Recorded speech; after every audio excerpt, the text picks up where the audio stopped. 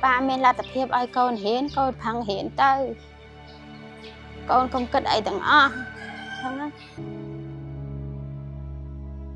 nhóm mua tôi rươnอายุ42 ឆ្នាំរស់នៅភូមិ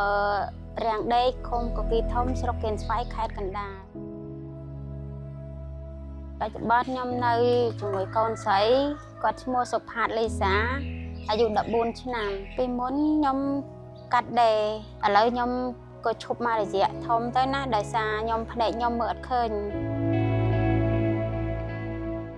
តែខ្ញុំគាត់ឈ្មោះភួងសុផាតគាត់ស្លាប់អាយុ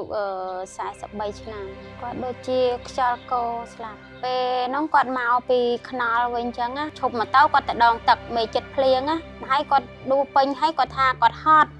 ហើយគាត់មកគោមកអង្គុយសម្រាកមកផ្លែតហ្នឹងណាគាត់ធ្វើទុកបញ្ហាគាត់គឺចុកធុងណែនធុងទៅជាបាត់មាត់បាត់កផ្លែតហ្នឹងអញ្ចឹងណា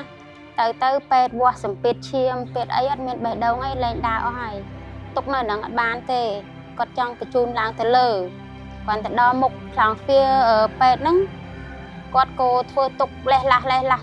ទៅហ្មងខ្ញុំទិញកញ្ចប់ Prodensol ហ្នឹងទិញរយៈពេល15 ឆ្នាំតែគាត់បន្សំទុកឲ្យកូនរៀនដូចថាឲ្យរាល់ថ្ងៃពេលដែលគាត់នៅរស់ចឹងណាគាត់ថាប៉ាមានលទ្ធភាពឲ្យកូនរៀនកូនផឹងរៀនទៅ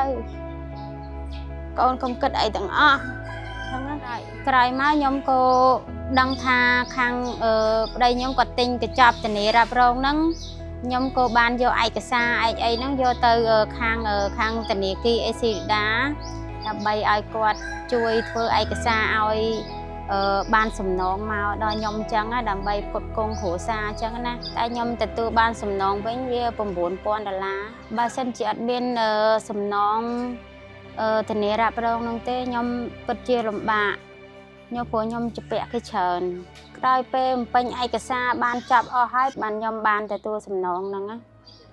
ខ្ញុំទិញកញ្ចប់ថ្មី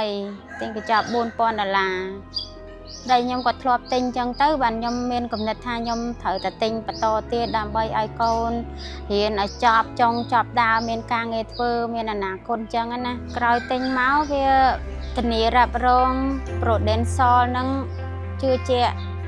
ថាពិតជាបានសំណងពិត